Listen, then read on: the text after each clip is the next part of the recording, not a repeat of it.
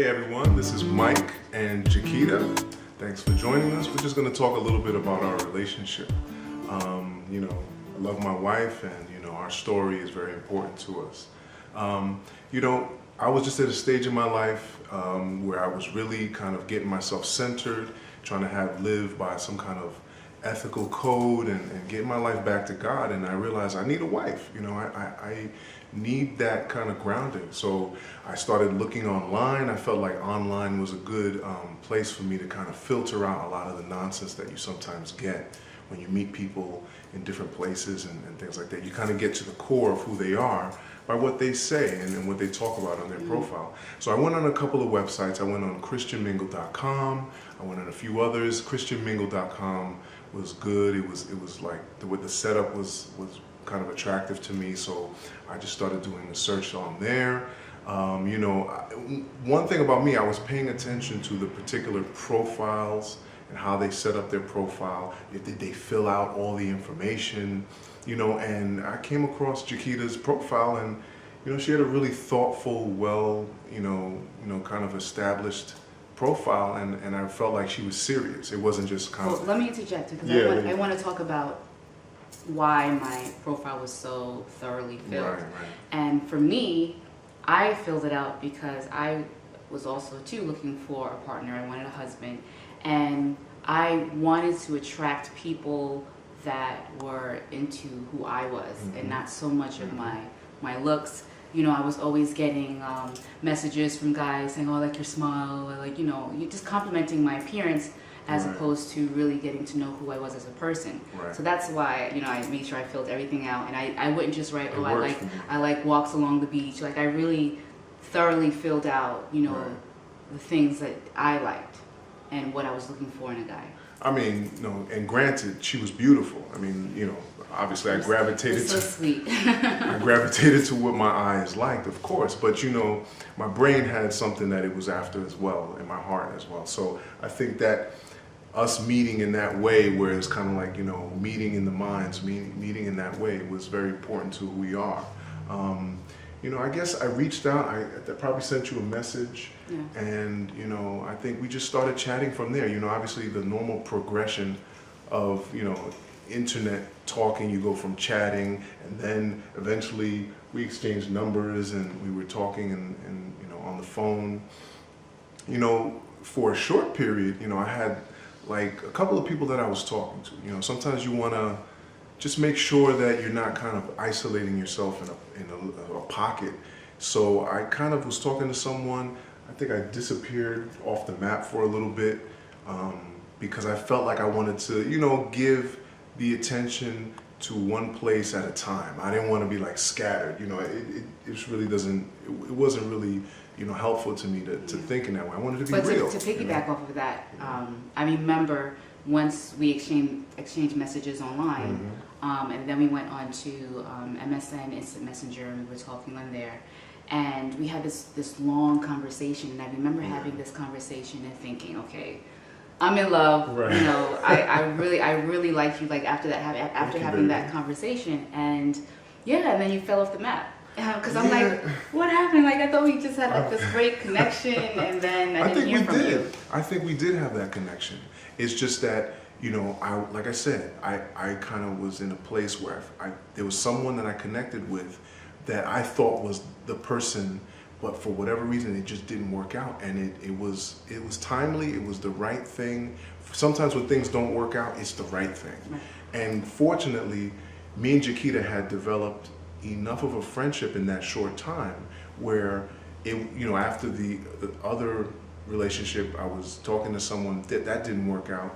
Me and Jaquita just picked up right where we left off. And I think thankfully I was able to recognize that this is really what it was for me, and we just continued talking. I mean, for a minute I got a little pessimistic because when you see relationships and you're a single person, you might get a little bit discouraged, like it can't happen for me. And I was feeling like that. Even though I had someone I was talking to, something kind of didn't go right with this other person. But Jaquita very, very quickly, made that fade away. And I was just locked eyes and said, wait a minute, it was right in front of me this whole time. And I didn't realize it. Sometimes guys, kind But of then slow we picking that up. spoke you for know? about, I guess, 5 months, Mhm. because I met him in January of 2004, Right. and that's when we initially made that contact. Right. And then I guess from January to May of 2004 is when we finally decided to meet in person.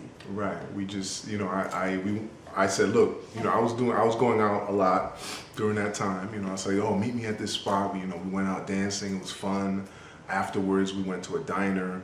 She was smart though because she brought her friend. That's right. I did If you're gonna meet anyone online, you got to be careful. Yeah. So she brought her friend. Everything was cool. We went out to eat, but to me, I thought it was so still, sweet. I don't mean to cut you off, but I thought it was so sweet how when we went to the diner, he paid for my food and he paid for my friend's food, which she was thoroughly impressed, and I was That's too. no problem. Yeah, But I thought that no was problem. so sweet, and it just really showed how much of a gentleman you were, and that's just one of the Mhm. qualities that I did like about you. Thank you. Yeah, I mean, it was fun, and I was just trying to be myself. I was trying to be Mr. Super Platonic. I wasn't trying to be a creep.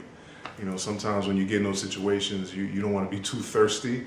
And I could tell that. That's why we spoke yeah. online and or on the phone for Uh-huh. like all those months until we finally met in person. Right. Because I would normally meet people, not meet them, but people would message me and they're like, okay, let's meet up like tomorrow. Right. I'm like, okay, I don't even know who you are. It's But crazy. with him, he basically was just, you were being very cautious. I had to be. But Like I said, I that's didn't good. want to come off the wrong way, Yeah. and I was trying. I was very attracted to her, but I was still trying to say, look, let me give her space, and if she wants to head for the hills at this point, she could do that. No problem. But she gave me the green light, and this is how I knew. So we're sitting at the diner, right? And to me, like I said, it was a magical moment because I was trying to be platonic, but she gave me the green light. At some point during our dinner, she kind of leaned her head on my shoulder, and I was like, it was like, yes, all right. Now I could kind of show a little bit more of my feelings and be honest about, yeah, I'm definitely attracted to you, and I definitely want to make a relationship. because I already knew what I Mhm. wanted. Yeah. I knew from day one, but it took you a little bit longer. And from that point on, we were inseparable, calling each other every day, talking. 2 days later, I asked her to be my girl, Yeah. and we've been inseparable. I think that's when we found out. Was it that point we found out about your brother?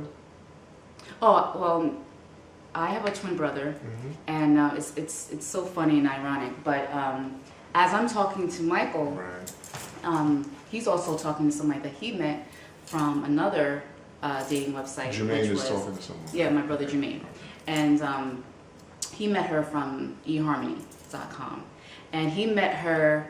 I would say I think it was December of 2003. And I met Michael January of 2004. So it's like there was like a month difference. Right. And so while he's talking to her, I'm talking to Michael, and he's fostering his relationship, I'm fostering mine. Mhm. But the crazy thing was that this wasn't even planned. It just so Right. happened, that way. But what happened was amazing. he ends up proposing to his girlfriend, and she's not from New York. She's actually from Oregon. So he makes a decision where he's like, you know what, I'm ready to leave New York, and I'm going to move over there. And we happened to be sharing an apartment at that time, so we were both splitting the rent. And when he told me this, I'm like, oh my gosh, what am I going to do? Because we've been living together all these years, and I couldn't really afford the place by myself. So I was kind of like, Mhm. in a place where I'm excited, I'm happy for him. This is him, starting a new chapter of his life. But then at the same time, I'm like, oh my gosh, like, What do I do? What do I do? I'm working this small job, I'm not making this much money, and I expressed this to Michael, and I was like, I don't know, what am I gonna do? Am I gonna have to move back home?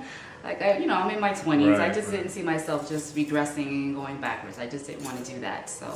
I was Mr. Problem Solving. Oh, we got this. We're gonna handle it. We're gonna make it happen. So we just found a place. I just decided to move her closer to me. Obviously, we found some kind of a room to rent in Queens, and basically moved her closer to me. I was in Queens, New York. She was in Rockland County, and from then on, you know, we just kind of knew that this was like the fast track to marriage. It's like we didn't waste any time. We realized like, okay, with me being closer to you, you know, I realized, you know what, let's just get married. Right. We just realized realized. like, we realized that, you know, we were going to be together. We knew that we loved each other at that time. So. Right. It was just a natural progression. It was like, that's it. We know who we are. We know what we want. Yeah. And then we decided to get married. I guess 4 months after the diner. Like after the diner, it was 4 months later. We went out dancing, and then we went to the diner. Then 4 months later, we decided to get married. It was so random, and it was just so fast and quick, and it was just something that we didn't even think would happen. Right. We knew when we made it official. Yeah. We knew that we were eventually going to get married, but we did not think it would be this fast. Right. Had a lot to do with our conversations, like we were saying. We built a lot in those conversations. We talked about everything. We spent a lot. Those conversations are so important to a relationship. We went everywhere with it, and we made sure that we were compatible. We made sure of all of that. Yeah. So we just said, look, we're gonna get married. Let's do this. We just randomly chose like a Wednesday some week. I don't even know what the process was. Right. We got ourselves ready to go to the courthouse. You know, not a lot of money, not a lot of, you know. Our parents came as witnesses. Yeah, it was just, it was really. It was raining that day. And it was a big rainstorm. Like raining like cats, like it was really pouring. It was pouring. I was so mad. But there was a part of me that was like, okay, should we be doing this? Is this a sign that that we shouldn't be doing this? But then I guess after we got married, I started to hear that that's kind of a good omen if it rains on your wedding day. That's like a good sign. And it's so funny. I've been to quite a few weddings. And weddings that I've seen where it has rained, I have seen longevity.